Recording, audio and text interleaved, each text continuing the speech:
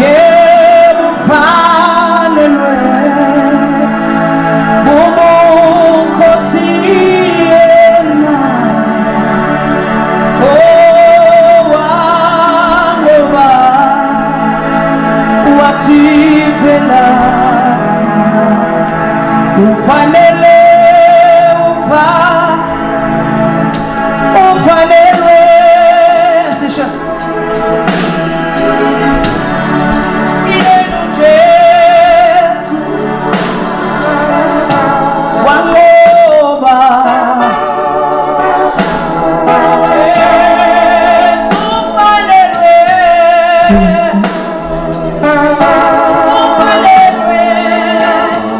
hallelujah yena Jesu wangoba sathaniza phambili uJesu ufanelwe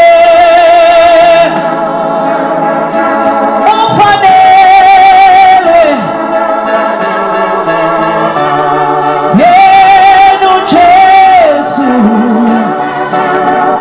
wangoba cela sivala amehlo siphakamisa izandla zethu nje phambi kaNkulunkulu. Babona amandla onke selimisiwe i-altare lakho kule ndawo, i-altare likaNkulunkulu ophilayo. Njengoba sihlangene kule ndawo, sihlangene Nkosi kuba kuzopheleliswa icebo lakho kulona lo khona kule ndawo, egameni lomfelo wethu Jesu Kristu waseNazaretha. Babona amandla onke siyakhuleka ukuba wena uhambe ngaphambili njengezimpondo zenyathi, egameni lomfelo wethu Jesu Kristu waseNazaretha. Le ndawo siyahlukanisela wena, egameni lika Jesu sifafaza igazi lika Jesu kuyo yonke le ndawo.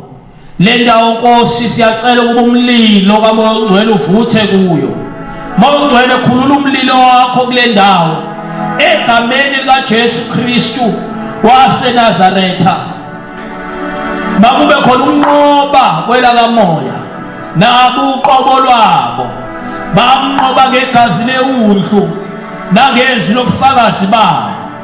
Babona amandla onke siyakhuleka ukuba ingelosi zakho sahlukanisela ukuba zizosikhonza kule ndawo. Siqale Nkosi njengokwabela kwakho uzabela inkonzo ezimiselwe namhlanje, egameni lomfelo wethu Jesu Kristu waseNazaretha.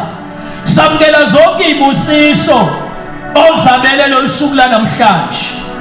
Bakube yilona lo ngene kule ndlu, aphume Nkosi enyuke ngeinyembezi, kodwa ehlike kule ndawo ehlika ngamaculo enjabulo, egameni lomfelo wethu Jesu Kristu waseNazaretha. Babusise nokubabusisa abantwana bakho, bahambele nokubahambela ngezwi lakho naloko bokumisile, egameni lomfelo wethu Jesu Kristu waseNazaretha. Ibusiswe kaAbraham, Isaka noJakobe masehlele phezu kwabo. Busisa ukungena kwabo nokuphuma kwabo emveni kuba bekade bekule ndawo. Ubusise konke abakuthinta ngezandla zabo emveni kuba kade bekule ndawo. Ubusisa inzalo yesisu sabo, ubusisa isithelo somhlabathi wabo, ubusisa imfuyo yabo, ubusise ngisho nesitsha abaxovela kuso, ubusise ngisho ney'nqolobane zabo, egameni likaJesu Kristu waseNazaretha. Mawenza uba Nkosi kubusiswe bona nabantwana babo nabantwana babantwana babo kwesesithathu nesesine isizukulwane. Enza ukuba uNkulunkulu ophilayo izitha zabo zisangandlela kanye, emveni kwabo kade belapha zibaleke ngendlela eziyisikhombisa, ngenxa yesibusiso obabela sona ngokuba kule ndawo, egameni lomfelo wethu Jesu Kristu waseNazaretha. Bawenza Nkosi amakhaya abo, indawo zabantu abahlukanisela ukuba bekuzo zikhonje kuthiwa zibusisekile ngenxa yalesi sibusiso abazosithatha kule ndawo egameni likaJesu Kristu waseNazaretha. Babona manje onke philisa izifo emzimbeni wabo. Isaqhubeka lenkonzo.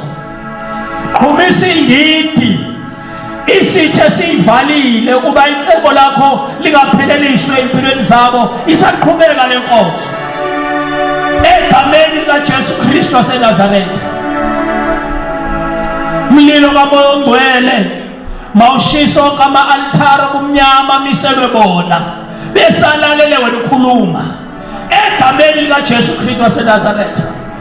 Icebo likaNkulunkulu ngempilo zabo nangemndeni yabo malibuyisele besalalele ukukhuluma kwakho kule ndawo egameni likaJesu Kristu waseNazaretha. Babona manje onke siyakhuleka ukuba uqala uhambahambe phakathi kwethu ngomoya wakho ongcwele.